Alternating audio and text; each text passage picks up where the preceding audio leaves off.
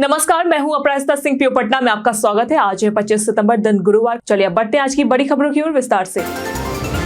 30 सितंबर से ration card system में बड़ा बदलाव। 30 सितंबर 2025 से राशन कार्ड प्रणाली में बड़ा सुधार होगा।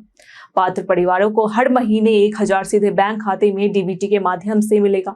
यदि कार्ड महिला के नाम है तो राशि सीधे महिला के खाते में जाएगी। गेहूं और चावल के अलावा दाल, तेल, नमक जैसी अन्य पोषण युक्त सामग्री भी उपलब्ध होगी। राशन कार्ड पूरी तरह डिजिटल होंगे। बायोमेट्रिक और क्यूआर कोड से राशन वितरण होगा। फर्जीवाड़ा रोकने के लिए ई-केवाईसी और आधार लिंकिंग अनिवार्य होगी। One national one ration card सुविधा से लाभार्थी देश के किसी भी हिस्से में राशन प्राप्त कर सकेंगे। किसान परिवारों को मुफ्त उच्च गुणवत्ता वाले बीज दिए जाएंगे और राशन से जुड़े काम ऑनलाइन होंगे। पटना मेट्रो का जादू चलेगा सुरंगों के साथ। पटना मेट्रो परियोजना को 2566 करोड़ रुपए की बड़ी सौगात मिली है। Patna metro rail corporation limited PMRCL ने हिंदुस्तान कंस्ट्रक्शन कंपनी एचसीसी को भूमिगत सुरंग और 6 आधुनिक स्टेशनों के निर्माण का ठेका दिया है। यह कार्य 2 पैकेजों में बांटा है, जिसमें पटना जंक्शन से रुकनपुरा तक 10.67 किलोमीटर लंबी सुरंग और 6 स्टेशन शामिल। पीएम मोदी इस माह आईएसबीटी, 0 माइल और भूतनाथ स्टेशनों के आज उद्घाटन करेंगे। परियोजना का पहला चरण 30.91 किलोमीटर लंबा है, जिसमें 2 कॉरिडोर और 24 स्टेशन बनाए गए हैं। मेट्रो संचालन का सपना जल्द होगा साकार। कैनरा बैंक में 3500 अप्रेंटिस पदों पर भर्ती शुरू। कैनरा बैंक ने 3500 अप्रेंटिस पदों पर भर्ती निकाली है। आवेदन के लिए उम्मीदवार के पास ग्रेजुएशन डिग्री होनी चाहिए। आयु सीमा 20 से 28 वर्ष है, जिसमें एससी, एसटी और 5 ओबीसी को 3 और दिव्यांगों को 10 वर्ष की छूट मिलेगी। चयन मेरिट और लोकल लैंग्वेज टेस्ट के आधार पर होगा। स्टाइपेंड 15,000 प्रति माह मिलेगा। ऑनलाइन आवेदन के लिए NATS पोर्टल canarabank.com पर रजिस्ट्रेशन करना होगा, जिससे एनरोलमेंट नंबर मिलेगा। फिर अन्य डिटेल्स भरकर फीस जमा करनी होगी। जरूरी दस्तावेजों में ग्रेजुएशन मार्कशीट, आधार कार्ड, जाति प्रमाण पत्र, निवास प्रमाण पत्र, मोबाइल नंबर, ईमेल और पासपोर्ट साइज फोटो शामिल। पटना एयरपोर्ट पर यात्रियों के लिए नई सुविधा और संस्कृति। पटना एयरपोर्ट अब यात्रियों के लिए केवल उड़ानों का स्थान नहीं, बल्कि सुविधा और संस्कृति का केंद्र बन रहा है। बुजुर्ग और बीमार यात्रियों के लिए 2 रिटायरिंग रूम, मेडिकल सुविधाएं और फर्स्ट एंड बॉक्स की व्यवस्था की गई है। ऑन स्पॉट व ऑनलाइन बुकिंग भी उपलब्ध है। वहीं एयरपोर्ट परिसर में बिहार एम्पोरियम खुला है, जहां मधुबनी, टिकोली, मंजूसा जैसी कलाओं का प्रदर्शन किया जाएगा। इससे यात्रियों को बिहार की संस्कृति की झलक मिलेगी और शिल्पकारों को बेहतर बाजार।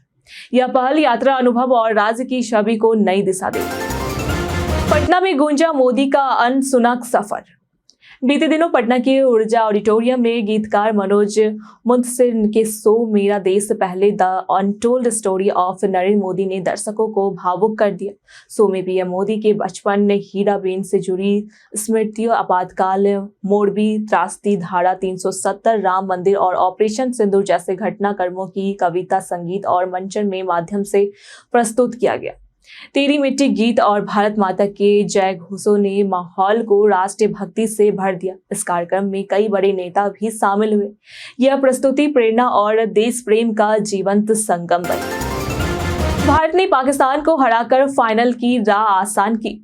एशिया कप 2025 के सुपर 4 चरण में भारत ने पाकिस्तान को हराकर फाइनल में अपनी जगह लगभग पक्की कर ली है। यदि भारत बांग्लादेश को हराता है तो वह फाइनल में पहुंच जाएगा और श्रीलंका बाहर हो जाएगी। बांग्लादेश और पाकिस्तान के बीच मैच फाइनल के दौर में निर्णायक साबित होगा। जो टीम इस मुकाबले में जीत हासिल करेगी वह फाइनल में पहुंचेगी।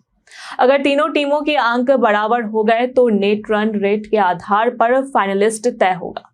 फिलहाल भारत अंक तालिका में सबसे ऊपर है और श्रीलंका का टूर्नामेंट से बाहर होना निश्चित। पाटलिपुत्र जंक्शन पर विकसित होगी बड़ी पार्किंग सुविधा। अमृत भारत योजना के तहत पाटलिपुत्र जंक्शन का कायाकल्प किया जा रहा है। यहाँ अब लगभग 500 वाहनों की आधुनिक पार्किंग सुविधा विकसित की जाएगी, जबकि अभी केवल 100 से 150 वाहन ही खड़े हो पाते हैं। भूमितल पर यात्रियों के लिए टिकट काउंटर, इंतजार कक्ष, टॉयलेट और इंक्वायरी जैसी सुविधाएं भी मिलेगी। पार्किंग के लिए अलग ग्राउंड फ्लोर होगा। मुख्य सड़क को 2 लेन बनाया जाएगा ताकि पार्किंग तक सीधी पहुंच हो सके, ट्रैफिक की समस्या खत्म हो। अगले 2 महीनों में इस पूरे कार्य के पूरा होने की संभावना है, जिससे यात्री अनुभव बेहतर हो। बिहार के 12 क्षेत्रों में मिशन 60 से बढ़ेगा मतदान। बिहार में विधानसभा चुनाव से पहले मिशन 60 अभियान के तहत कम मतदाता वाले 12 विधानसभा क्षेत्रों में वोटिंग बढ़ाने के लिए विशेष अभियान शुरू किया गया है। इसमें कुम्हरार, बांकीपुर, दीघा, आरा, गया, सहरी, भागलपुर, बिहारशरीफ, मुंगेर, शाहपुर आदि क्षेत्र शामिल है। चुनाव आयोग ने हर क्षेत्र के 60 कम टर्नआउट वाले बूथ चिन्हित किए हैं। 85 वर्ष से अधिक उम्र के महिला और दिव्यांग मतदाताओं के लिए विशेष सुविधा दी जाएगी। जिला अधिकारियों को जिम्मेदारी दी गई है। स्वीप गतिविधियों से जागरूकता बढ़ेगी, जिससे लोकतंत्र सशक्त और मतदान प्रतिशत बेहतर होने की उम्मीद। दुर्गा पूजा में केमिकल वाली प्रतिमाओं पर रोक। पटना में दुर्गा पूजा व दशहरा के दौरान पर्यावरण और स्वास्थ्य सुरक्षा को देखते हुए जिला प्रशासन ने हानिकारक केमिकल के प्रयोग पर सख्त रोक लगाई है।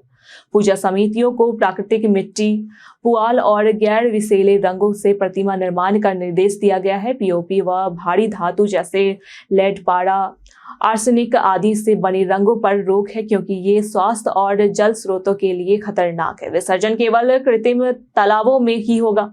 गांधी मैदान में रावण वध के लिए भी सुरक्षा, भीड़ प्रबंधन और चिकित्सा व्यवस्था चाक चौबंद करने के निर्देश दिए गए। बिहार महिला सशक्तिकरण योजना से 75 लाख को राहत।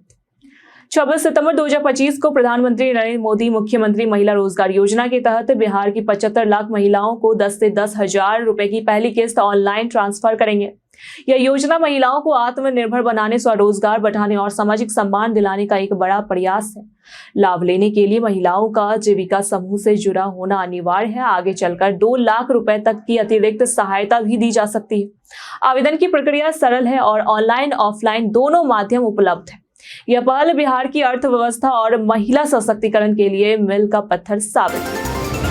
बिहार के अस्पताल में रोबोटिक सर्जरी और सुविधाएं बढ़ेगी। पटना एम्स में कार्निया और किडनी प्रत्यारोपण के बाद अब लीवर ट्रांसप्लांट की तैयारी हो रही है। ब्रेन ट्यूमर के इलाज के लिए रोबोटिक सर्जरी शुरू करने का प्रस्ताव सरकार को भेजा गया है, जिसकी लागत 100 करोड़ रुपए है। दिसंबर तक इमरजेंसी ट्रॉमा सेंटर में 200 आईसीयू बेड बढ़ाकर कुल 330 किए जाएंगे। क्रिटिकल केयर यूनिट में वेंटिलेटर जैसी आधुनिक सुविधाएं उपलब्ध होगी। साथ ही अत्याधुनिक कैंसर सेंटर के लिए 27 एकड़ जमीन मिली है। अस्पताल में रिक्त पदों को भरने और मरीज सुविधाओं के विस्तार की भी योजना है। बिहार में अवैध शराब माफियाओं पर बड़ी कार्रवाई शुरू। बिहार में चुनाव से पहले अवैध शराब कारोबारियों पर कड़ा शिकंजा कसा जा रहा है। पुलिस और मद्य निषेध इकाई ने 240 शराब तस्करों की पहचान की है, जिनमें से 76 के खिलाफ संपत्ति जब्ती का प्रस्ताव कोर्ट ने भेजा है। इनका नाम गुंडा रजिस्टर में दर्ज किया गया है। अगस्त तक 854 शराब कारोबारियों की गिरफ्तारी हुई है। बिहार पुलिस ने अन्य राज्यों के भी 305 अभियुक्तों को सूची साझा की है। यूपी, बंगाल, झारखंड सहित कई राज्यों से आपूर्ति पर भी नजर है। दोषी रिटेलर्स की पहचान QR कोड और बैच नंबर से की जा रही है। मोदी सरकार की नाकामी पर खारगे ने साधा निशाना। CWC की बैठक में कांग्रेस अध्यक्ष मल्लिकार्जुन खड़गे ने बीते दिन मोदी सरकार पर कूटनीतिक विफलता, बेरोजगारी और लोकतंत्र पर खतरे का आरोप लगाया। उन्होंने कहा कि 8 साल बाद प्रधानमंत्री को अपनी गलतियों का एहसास हुआ है। वोटर लिस्ट में छेड़छाड़ को दलितों, गरीबों के अधिकारों की चोरी बताया और चुनाव आयोग की निष्पक्षता पर सवाल उठाया। खड़गे ने स्वदेशी मंत्र की याद दिलाते हुए चीन से बढ़ते आयात पर चिंता जताई। उन्होंने कहा कि नोटबंदी, गलत GST और महंगाई से जनता की आमदनी नहीं बढ़ी, जिसे खर्च करना मुश्किल हो गया है। लोकतंत्र बचाने का आह्वान भी किया गया। पटना में बदलता मौसम, दशहरा पर हो सकती है भारी बारिश की संभावना।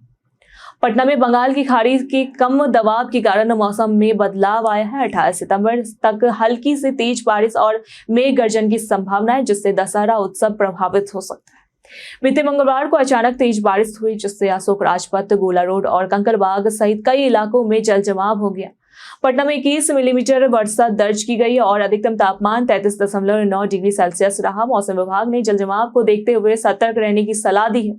तापमान में 3 से 4 दिन तक कोई बड़ा बदलाव नहीं है। पटना के पीताम्बरा मंदिर की खास परंपरा। पटना के गुड़ की मंडी स्थित प्राचीन पीताम्बरा मंदिर में मां बाराही की मूर्ति को दिन में पूरी तरह से आवरण से ढका रखा जाता है, ताकि सूर्य की किरणें उस पर ना पड़े। सिर्फ शाम 6 बजे से ही पट खोलकर भक्तों को दर्शन करने का मौका मिलता है। मंदिर का निर्माण 1826 में हुआ था और इसे देवी देवताओं का मुख्य केंद्र माना जाता है। देश में मां बाराही की मूर्ति सिर्फ बनारस और पटना में स्थापित है। नवरात्रि के दौरान यहाँ भक्तों की भारी भीड़ लगती, खासकर सप्तमी, अष्टमी और नवमी को। पुजारियों के अनुसार मां वाराही की दरबार में सच्चे मन से मांगी गई मन्नतें पूरी होती है, इसलिए बड़े अधिकारी और राजनेता भी यहाँ आते हैं। बीते दिनों जिन्होंने हमारे वीडियो पर लाइक और कमेंट किए थे उनके नाम है मनोज दास, बाबूलाल, नेहा कुमारी, संजीव कुमार, अबोध कुमार, शिव शक्ति, विकी साहू, एमडी, रोजी अहमद, गुड्डू यादव, संजय कुमार। इसी के साथ बढ़ते हैं आज के सवाल की ओर। और आज का सवाल है, क्या भारत बांग्लादेश को हराकर फाइनल में जाएगा? आप अपना जवाब हमें हमारे कमेंट सेक्शन में लिखकर जरूर बताएं। आज के लिए इतना ही। पटना की तमाम खबरों के साथ बने रहने के लिए देखते रहे प्योर पटना। और साथ ही अगर आप यूट्यूब चैनल पर देख रहे हैं तो चैनल को सब्सक्राइब करें। अगर आप फेसबुक पेज पर देख रहे हैं तो लाइक और फॉलो करें।